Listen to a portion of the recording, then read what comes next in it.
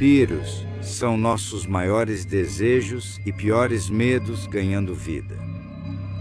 Eles existem na zona cinzenta entre a humanidade e a monstruosidade. São tanto a fantasia de poder supremo quanto o pesadelo mais interminável. Sem inibições, existindo através da sexualidade e do poder brutos, os vampiros estão entre os monstros mais populares e imortais de todos.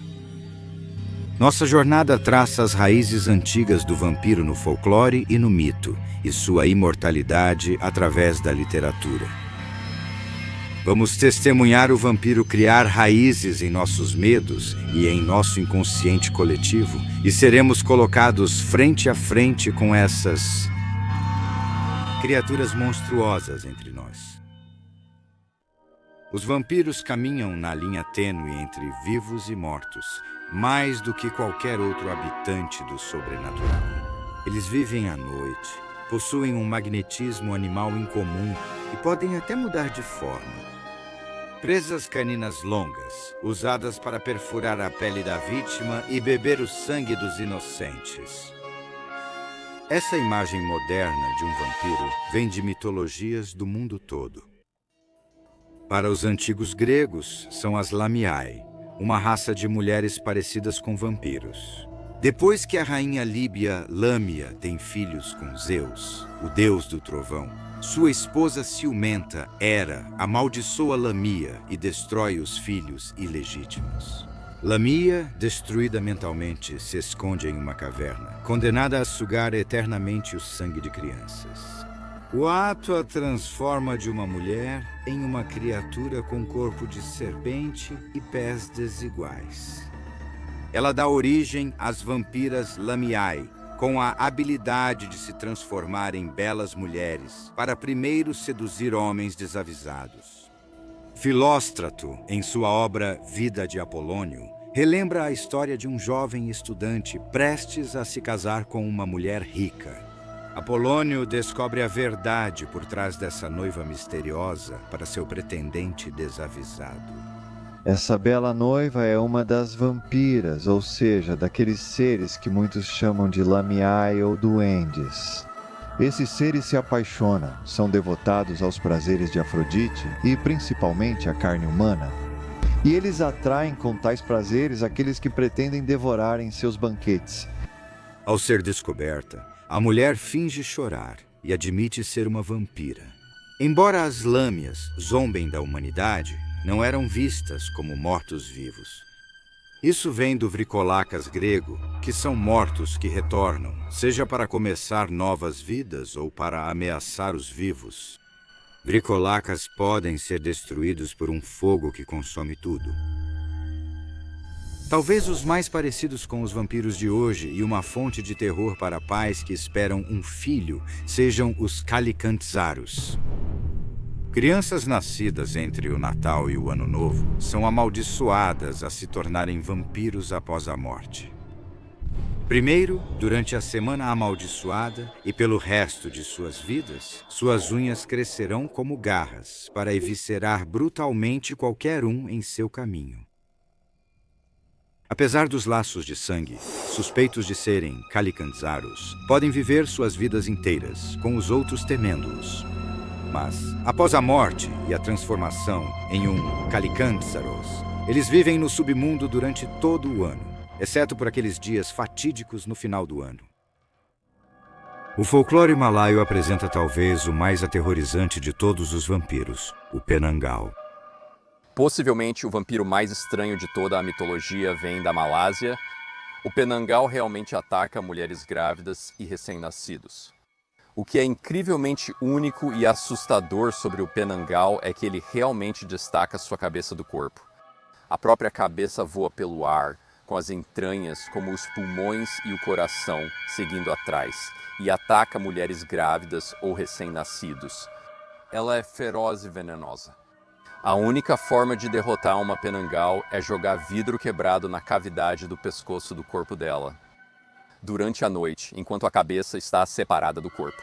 Assim, quando a cabeça tentar se juntar ao corpo novamente, não consegue por causa de todo o vidro quebrado.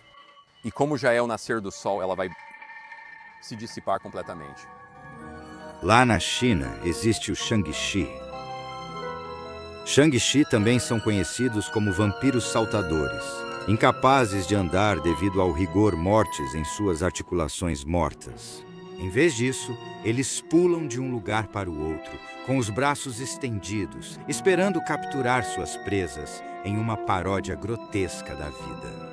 Assim como os vampiros contemporâneos, os Shang-Chi só andam à noite. Se um deles for permitido existir por tempo suficiente, ele se transforma em uma criatura de cabelos longos e brancos com a habilidade de voar. Nesse ponto, eles são praticamente imparáveis. Mas certas coisas, como uma bala, fogo ou trovão, podem pôr fim à sua existência de morto-vivo.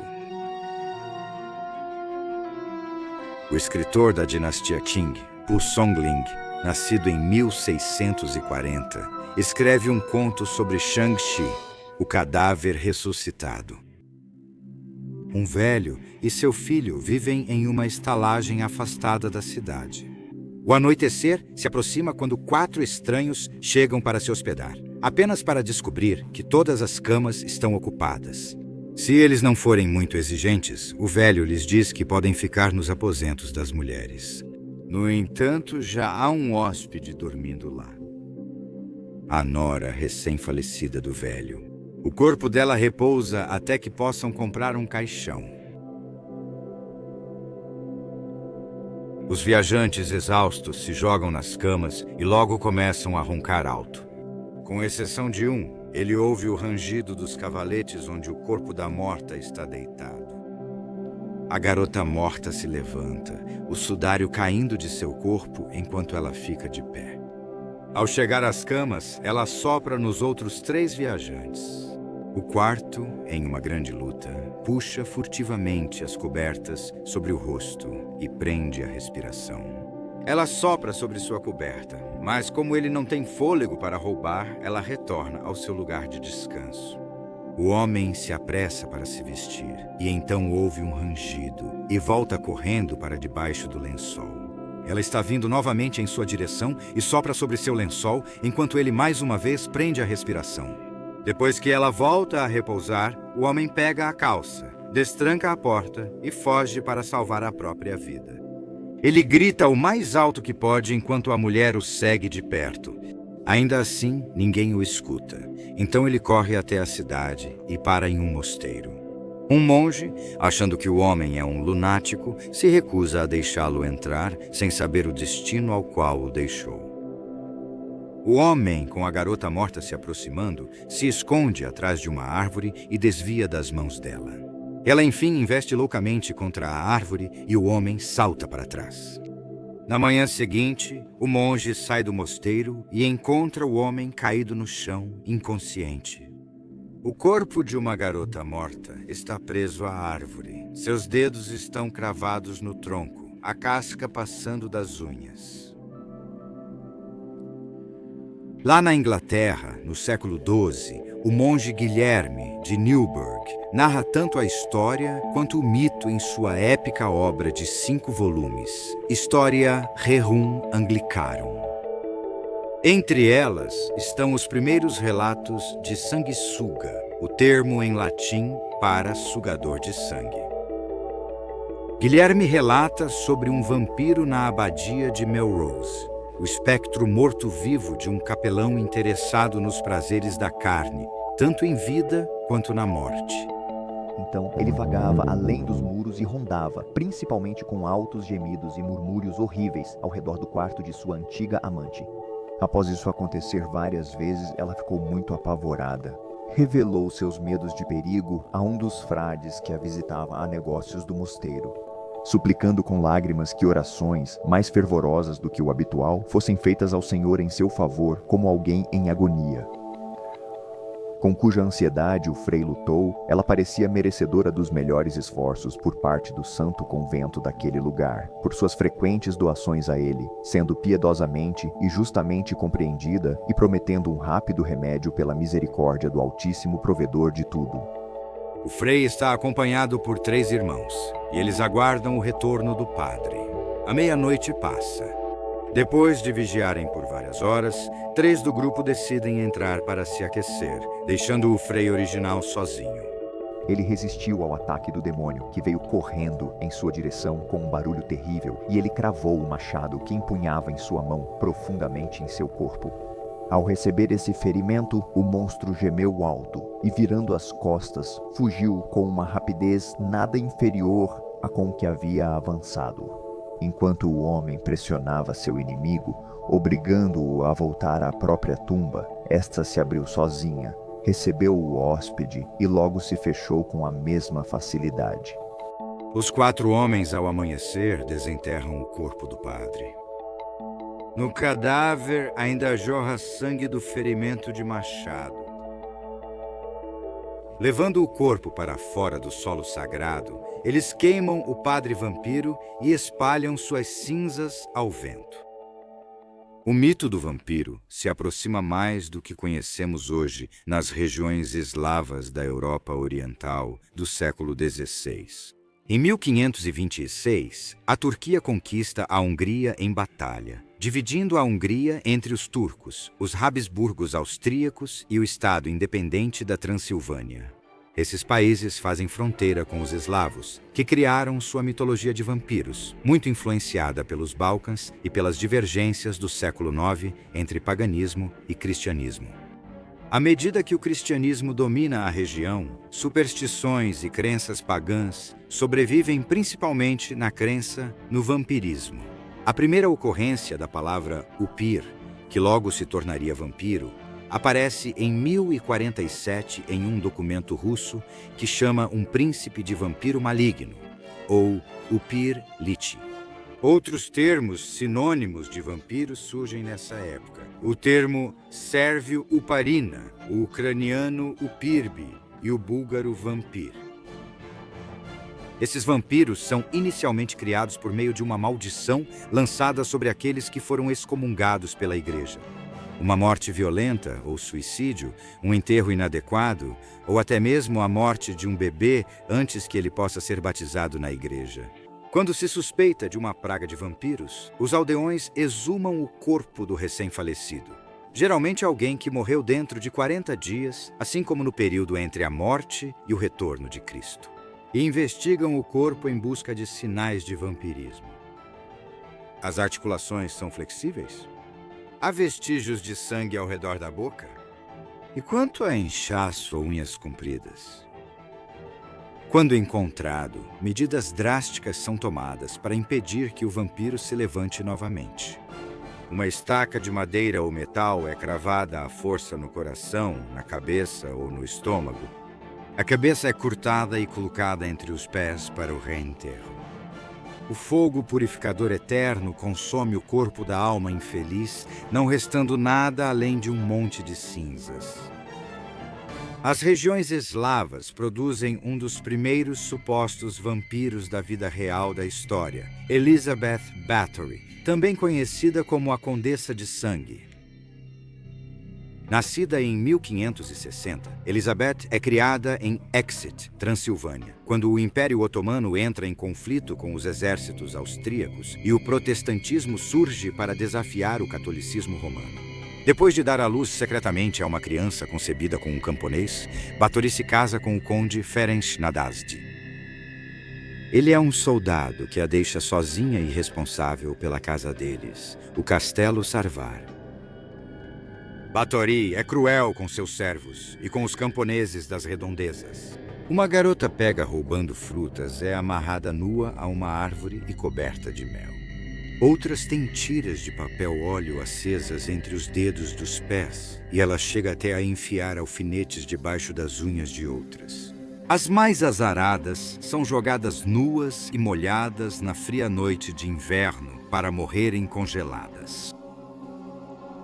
O igualmente cruel conde Nadasdy morre em 1604, deixando Bathory para criar novos métodos de abuso por conta própria. Vivendo entre Viena e 2 casas na Eslováquia, Bathory começa a experimentar feitiçaria, na esperança de manter sua beleza, que ameaça desaparecer com a velhice. Após a morte do marido de Elizabeth Bathory, o conde Nadasdy, em 1604, ela começou a se envolver com feitiçaria. Ela estava interessada nas qualidades rejuvenescedoras do sangue de virgens, curiosamente. E Elizabeth começou a coletar virgens e torturá-las, sangrá-las e supostamente banhar-se em seu sangue. A tortura preferida de Bathory era colocar camponesas em gaiolas com espinhos. Ao fechar as portas, os espinhos perfuravam os corpos das garotas, forçando-as a sangrar até a morte. Bathory ficava bem embaixo da gaiola suspensa, com o sangue pingando diretamente sobre ela, banhando-a. Sua esperança e crença era, é claro, que isso rejuvenescesse sua juventude passageira. Não sabemos se isso é verdade, mas rende uma ótima história.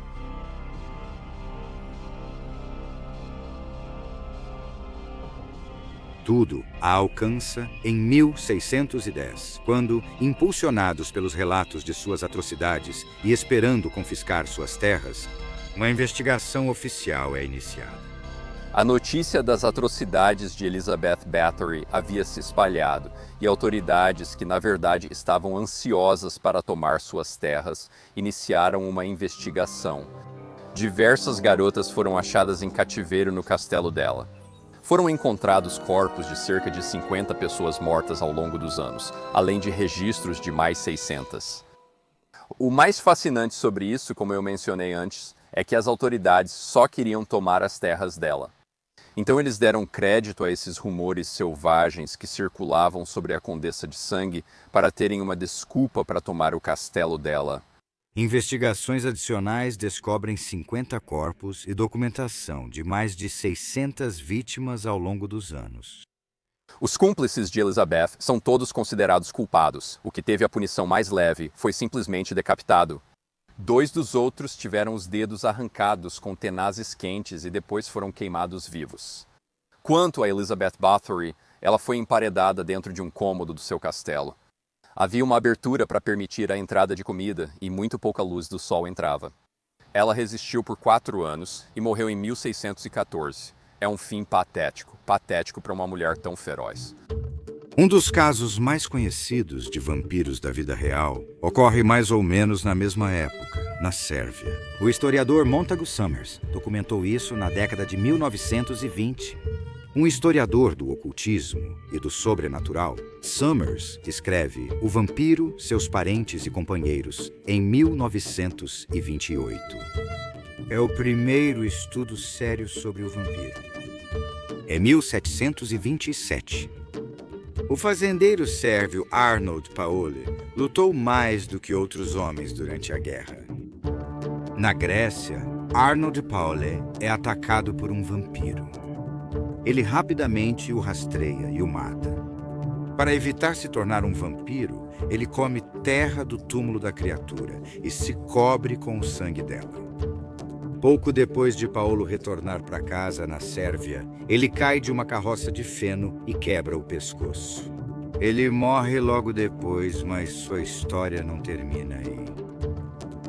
Um mês depois, surgem relatos de Paulo retornando para atacar pessoas e animais. Alguns afirmam que ele aparece à noite, com portas trancadas e janelas barricadas, o que não representa obstáculo para ele. Então, 4 pessoas que foram visitadas por Paulo morrem. 40 dias após sua morte, sob ordens do imperador austríaco, o médico de campo Johannes Flückiger lidera a exumação do túmulo, onde encontram o corpo de Paulo com aparência fresca e encharcado de sangue. É descrito dessa forma pelo historiador de vampiros Montagu Summers. Logo perceberam que estavam diante do que temiam, o vampiro. Ele parecia não estar morto nem por um dia. Eles espalharam alho nos restos e cravaram uma estaca no corpo. Dizem que isso fez com que soltasse um grito agudo quando o sangue quente jorrou em um grande jato carmesim. Quase 200 anos após a onda sangrenta de Bathory, lá na França, vive o Visconde de Moriève. Conseguindo manter seu título e propriedades durante a tumultuada Revolução Francesa, Moriève inicia seu próprio reinado de terror ao matar seus próprios empregados. Com sua própria vida terminada pelas mãos de um assassino, os moradores acham que viram o fim do vilão, mas eles estão enganados. Fatalmente enganados. Pouco depois do enterro dele, crianças pequenas começam a morrer. Em seus pescoços há marcas de presas de vampiro. Após 72 anos e mais crianças mortas, o neto de Moriev decide acabar com os rumores, ou pôr fim à maldição. Acompanhado pelas autoridades, eles desenterram o corpo do Visconde. O que eles veem está além de qualquer explicação. Pelo menos qualquer explicação natural. Um fim de semana tenso, o desafio de um poeta levará à criação do primeiro vampiro literário, um inspirado no próprio poeta imortal. Em 1816, o poeta inglês Lord Byron é banido por acusações de incesto com sua meia-irmã Augusta. O excêntrico Byron dorme até tarde para evitar muita exposição ao sol. Ele é conhecido como o homem mais perigoso da Europa para muitas mulheres. Suas estranhas atividades noturnas irão, sem que ele saiba, impactar para sempre o vampiro na literatura. Deixando o país até que o escândalo diminua, Byron contrata John Polidori, de 21 anos, como seu médico. Apesar de ter terminado a faculdade de medicina aos 19 anos, o brilhante Polidori tem aspirações literárias e admira o mais velho Byron. Eles deixam Londres às 10 da manhã, no dia 2 de abril de 1816, em uma carruagem feita sob medida, replicada da extravagante carruagem de Napoleão. Não demora muito para que Polidori irrite o poeta, como Byron contou ao seu editor John Murray em uma carta. Nunca fiquei tão enojado com qualquer produção humana quanto com as eternas bobagens, tricoscórias, vazio, mau humor e vaidade daquele jovem. Mesmo assim, Polidori acompanha Byron até a vila de Odate, no Lago de Genebra. Entre os que se juntam a eles estão o poeta Percy Bysshe Shelley e sua famosa noiva Mary Wollstonecraft. E sua meia-irmã, que por acaso é a ex-amante grávida de Byron. Polidori vira alvo das piadas de Byron. Percebendo a paixão do jovem médico por Mary, Byron o incentiva a pular de uma pequena altura para descer correndo a colina e ajudar Mary a subir até a vila. Polidori cai de mau jeito e machuca seriamente o tornozelo. Byron ri abertamente do Polidori ferido e envergonhado, que mais tarde se vinga acertando o joelho do poeta com um remo durante um passeio de barco. Numa noite fatídica, Byron, com sua voz profunda e dramática, lê um livro de histórias de fantasmas alemãs, aproveitando a atmosfera de uma tempestade colossal. É em meio a esse clima incomum e estranho que Byron propõe um desafio para que todos inventem sua própria história assustadora. Eles começam a contar suas histórias na noite de 17 de junho. Para Byron, é a história de dois homens que viajam pela Grécia, onde um deles morre e depois reaparece na Inglaterra e tem um caso com a irmã do outro. No dia 19 de junho, Polidori tece sua história, um conto sobre uma mulher com um crânio no lugar da cabeça, que é punida por espiar pelo buraco da fechadura. Mary Shelley, como ficará conhecida após o casamento, escreve isso em seu diário. O pobre Polidori teve uma ideia terrível sobre uma dama de cabeça de crânio que foi punida por espiar pelo buraco da fechadura. O que ela queria ver, não me lembro. A ideia de Mary Shelley, dita em voz alta, assim como as dos outros, se torna a ideia principal de seu futuro romance, o Prometeu moderno, mais conhecido como Frankenstein.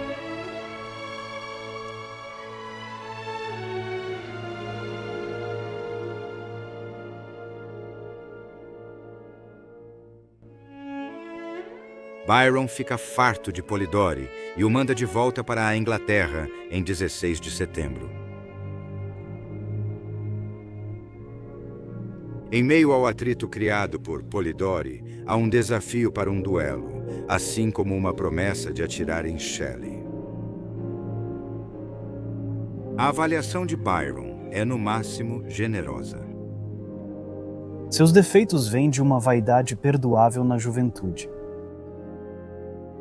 Ele ficar comigo estava fora de questão.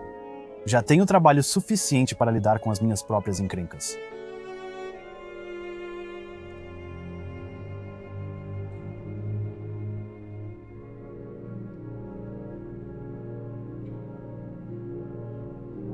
E como preceitos sem exemplo não são os sermões mais eficazes, achei melhor deixá-lo fazer o que queria.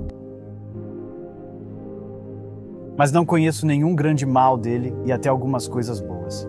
Ele é inteligente e competente, sabe muito bem sua profissão segundo todos dizem, e é honrado em seus negócios e nada malevolente.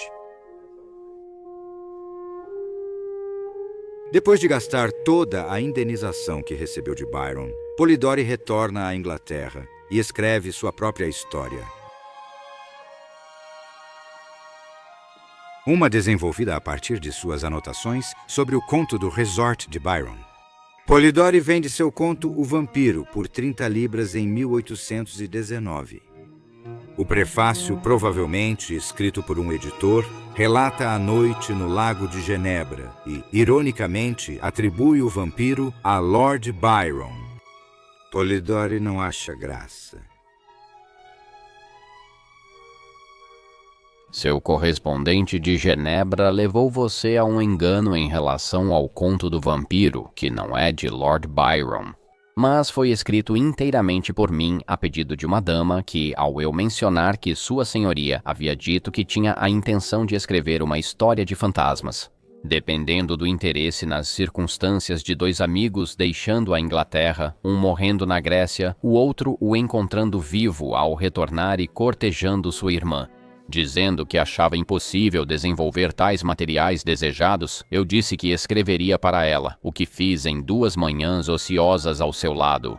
Essas circunstâncias acima, incluindo o juramento do homem moribundo para que o sobrevivente não revelasse sua doença, são as únicas partes da história que pertencem à Sua Senhoria.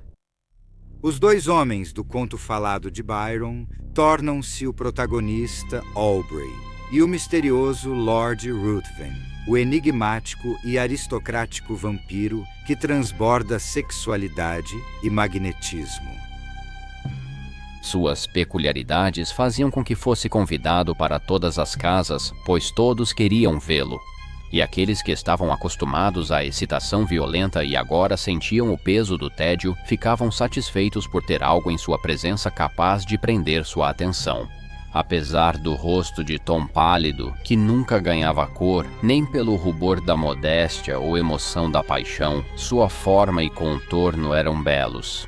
Muitas das caçadoras de notoriedade tentaram conquistar sua atenção e obter ao menos alguns sinais do que poderiam chamar de afeição. À medida que a história avança, Ruthven e Aubrey se separam, deixando Aubrey para estudar as antigas ruínas da Grécia. Lá, ele se apaixona por uma camponesa que se torna a primeira vítima do vampiro. O vampiro vai além de preparar o terreno para o vampiro literário. Um imortal aristocrático que brinca com os homens para seu próprio divertimento e sustento e é um humano transformado em vez de apenas possuído. Mas também inspira uma febre de vampiros por toda a Europa. O autor francês Charles Nodier escreve uma adaptação para o teatro Le Vampire, que estreia em 1820 e inspira outras peças de vampiro, colocando o vilão como um anti-herói romântico cheio de melodrama. Polidori, porém, não percebe isso, pois seu editor registra os direitos autorais antes dele. Ele consegue fazer com que eles aceitem um pagamento de 30 libras ou $50. Dadas as visões sobre sexualidade, o vampirismo, com a mordida no pescoço, injeta um grau normalmente proibido de sexo, velado como o horror. Em agosto de 1821, tendo acumulado dívidas esmagadoras com jogos de azar, John Polidori tira a própria vida com uma overdose de ácido prússico. Não será a última vez que o mundo ouvirá falar de John Polidori, nem de seu espírito. O vampiro é introduzido na Rússia por Alexei Konstantinovich Tolstói, com a publicação de John Polidori em 41 de sua novela O Pir ou O Vampiro. O vampiro acompanha um jovem casal em um baile em Moscou, onde é revelado que a linhagem da mulher foi amaldiçoada a se tornar vampiros. Tolstói deu sequência ao Pir com a família do Vurdalak. Nela, um diplomata francês se hospeda na casa de um camponês sérvio, Gorsha e sua família. Quando Gorsha retorna para casa, após matar um vampiro, ele começa a agir de forma estranha. Gorsha se tornou um Vurdalak, vampiro que se alimenta da própria família e acaba transformando todos, dos filhos aos netos, em vampiros. James Malcolm Reimer, em 1847, expande o conceito do vampiro de Polidori com Varney, o Vampiro, um romance em série publicado nas revistas britânicas Penny Dreadful da época. Frequentemente vendidas por apenas 1 centavo e impressas em papel barato, as sensacionalistas Penny Dreadfuls atendiam ao público semi-analfabeto. O sucesso de Varney gerou cerca de 900 páginas, todas depois reimpressas como romance. O autor James Malcolm Reimer era um escritor escocês que, antes de criar Varney, trabalhou como editor da revista The Queens. Pouco depois de escrever um artigo menosprezando a ficção popular como The Dreadfuls, Queen's Fails, e ele conquista a editoria da Lloyd's Penny Weekly, Miscellany. Varney, o vampiro, se baseia no vampiro Ruthven. Varney também é aristocrático e curado pela luz da lua. No entanto, enquanto Ruthven é bonito, Varney é bastante grotesco. A figura se vira de forma errada, a luz cai sobre o rosto, é perfeitamente branco, completamente sem sangue. Eles sempre parecem polidos. Os lábios estão retraídos e a principal característica, além daqueles olhos terríveis, são os dentes. Dentes assustadores projetavam-se como de animal selvagem, horrivelmente brilhantes, brancos e parecidos com presas. Aproxima-se da cama com um movimento estranho e deslizante. Ela junta as longas unhas que literalmente parecem pender das pontas dos dedos. Varney, o vampiro, devido à sua longa história de publicação, assim como a possibilidade de que outros escritores, além de Reimer, tenham contribuído, é repleto de prosa rebuscada e é inconsistente. Henrique, você já ouviu falar da estranha e curiosa superstição que em alguns países é extremamente comum? Pela qual se supõe que existem seres que nunca morrem, disse Marchdale, e que devem manter uma existência tão terrível, alimentando-se de sangue humano, nunca morrem. Nunca, Henry, já ouviu falar de... eu tenho medo de dizer essa palavra. Diga. É um vampiro. Meu Deus. Mesmo assim, alguém que precisa renovar sua existência terrível com sangue humano, alguém que vive para sempre. Um vampiro. Oh, meu Deus, eu poderia repetir esse gemido, disse Marchdale. Mas estou tão completamente confuso que não sei o que pensar.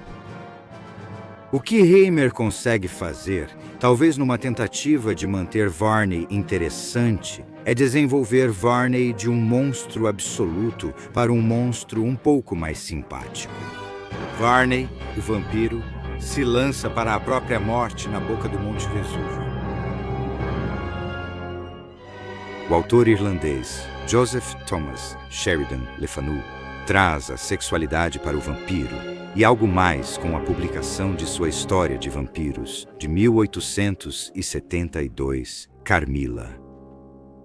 Além de abordar o lesbianismo entre a protagonista e a vampira titular, Carmilla é a primeira história de vampiros verdadeiramente gótica, ambientada em um castelo desolado e ruínas góticas vizinhas.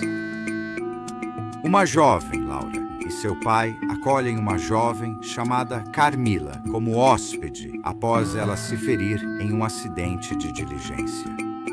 As duas rapidamente se apaixonam, enquanto Laura percebe sua saúde piorando lentamente em meio a sonhos estranhos com sua nova amiga. Também está presente, assim como em Varney, o retrato de Carmila, pintado há mais de um século, quando ela estava realmente viva. Então você estava pensando na noite em que cheguei aqui? Ela quase sussurrou. Você está feliz que eu vim? Encantada, Camila, respondi. E você pediu o quadro que acha que eu gostaria para pendurar no seu quarto? Ela murmurou com um suspiro enquanto aproximava o braço da minha cintura e deixava sua linda cabeça repousar sobre meu ombro. Como você é romântica, Camila, eu disse. Sempre que você me contar sua história, ela será composta principalmente por algum grande romance. Ela me beijou em silêncio. Tenho certeza, Camila, que você já se apaixonou, mas agora há um caso de amor. Nunca estive apaixonada por ninguém. Nunca estarei, ela sussurrou, a menos que seja por você. A tensão sexual em Carmila corre paralela à psicológica, enquanto Laura continua tendo pesadelos com sua nova amiga. Numa noite, em vez da voz que eu costumava ouvir no escuro, ouvi uma doce, terna e, ao mesmo tempo, terrível e bem definida. Sua mãe avisa para ter cuidado com o assassino. Ao mesmo tempo, uma luz surgiu inesperadamente e eu vi Camila parada ao pé da minha cama vestida com sua camisola branca. De seu queixo até os pés havia uma grande mancha de sangue. O gênero de vampiros realmente me impressiona como ele se popularizou. E claro, recentemente foi ofuscado pelo gênero zumbi, mas ainda é muito popular e passou de vampiros sendo criaturas que, você sabe, sugariam a sua força vital e seriam malignos para se tornarem figuras românticas. E sendo bonitos e não monstruosos.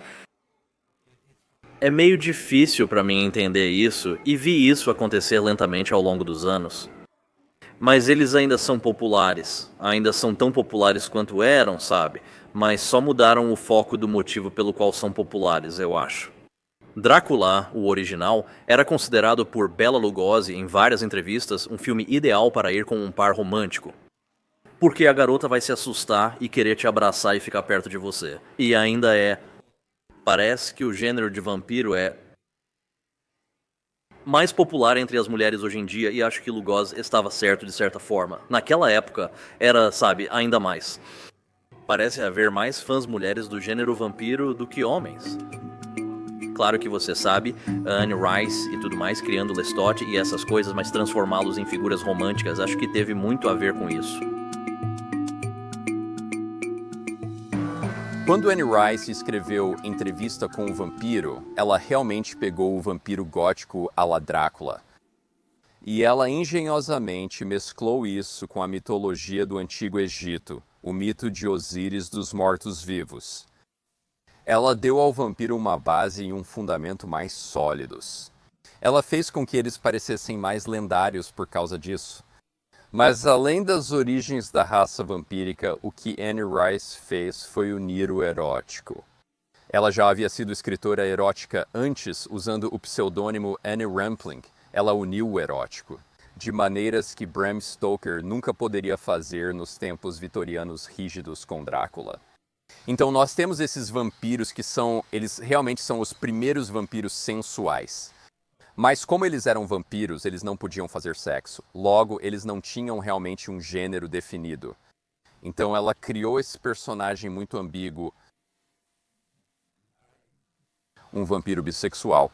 É quase como se ela tivesse pegado o que David Bowie fazia em suas performances nos anos 1970 e trouxesse isso para o mito dos vampiros, combinado com um pouco do romance clássico.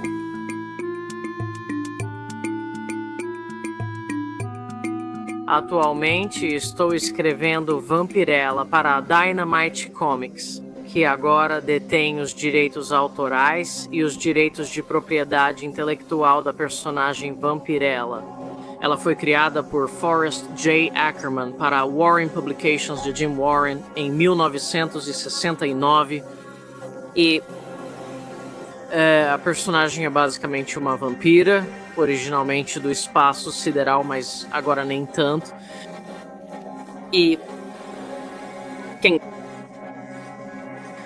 vem para a Terra e acaba se envolvendo em lutas contra monstros e outros vampiros, mais ou menos pelo bem da humanidade. E o original. A versão original foi que o figurino foi desenhado pela artista de quadrinhos underground Trina Robbins. E a versão original, o design original da personagem Vampirella foi feito pelo famoso artista Frank Frazetta, que fez várias das capas originais para a primeira edição de Vampirella, lá em 69, 70. 2014 marca o 45º aniversário da criação da Vampirella e a Dynamite está fazendo várias coisas para comemorar isso. E este ano eu comecei como roteirista da série. Eu sou a primeira mulher em 45 anos de história da personagem a escrever Vampirella. Nós estávamos fazendo... Ela meio que começou como uma apresentadora de terror, quase como a antiga vampira, ou como muitos conhecem atualmente, Elvira. Ela apresentava... era uma revista em preto e branco com uma espécie de série de antologia. Havia algumas histórias envolvendo a Vampirella, mas na maioria das vezes ela apresentava os trocadilhos mais terríveis imagináveis. As outras histórias da coletânea, e ela comandou a série Vampirella, que acho que foi de 69 até 83, 84 talvez. Não tenho tanta certeza de quando terminou, mas durou bastante tempo. Sempre foi preto e branco. Depois, a editora Warren entrou em falência e a Vampirella ficou disponível, por assim dizer. Ela foi adaptada primeiro pela Harris Comics como personagem de quadrinhos tradicionais, com 4 cores, de gibi no formato mensal de história em quadrinhos. E quando eles fecharam as portas, a Dynamite Dynamic Forces, ou Dynamite Comics, entrou em cena e comprou a personagem. E foi assim que eu acabei escrevendo para eles. Como eu disse, ela foi criada por Forrest J. Ackerman, que era mais conhecido pela maioria das pessoas por criar a revista Famous Monsters of Filmland, que também é publicada por Warren Publicações.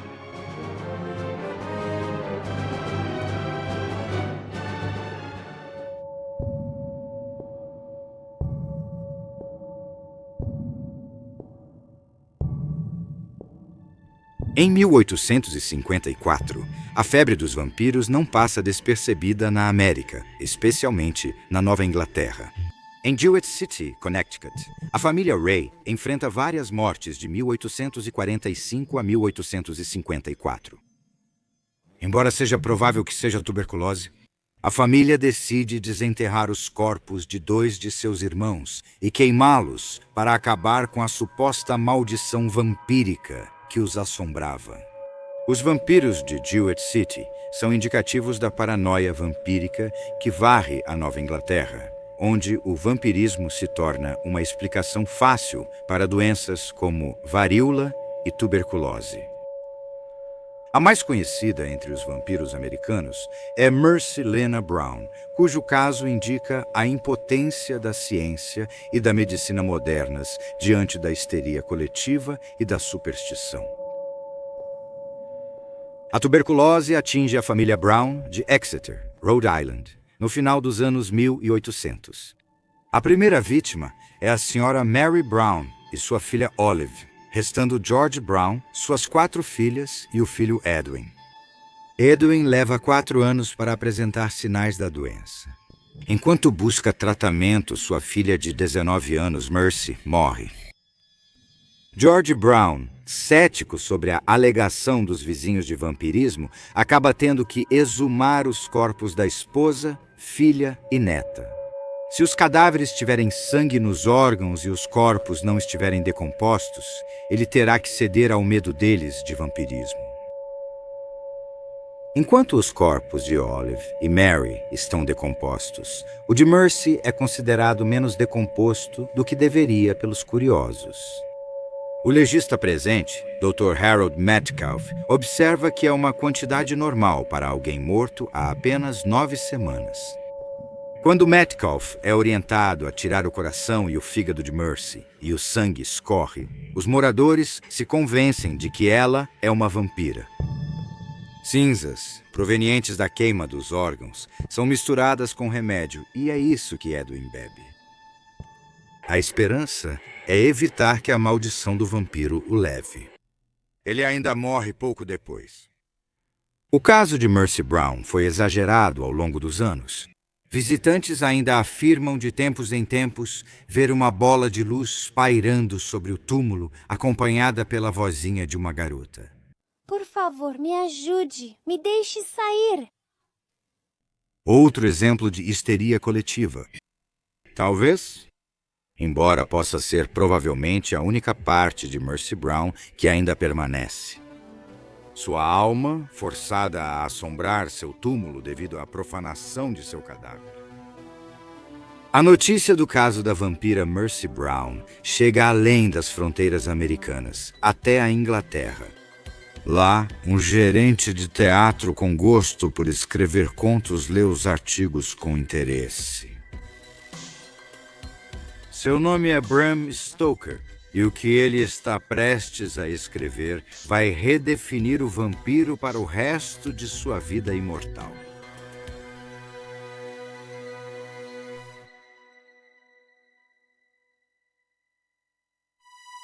Obrigado por assistir.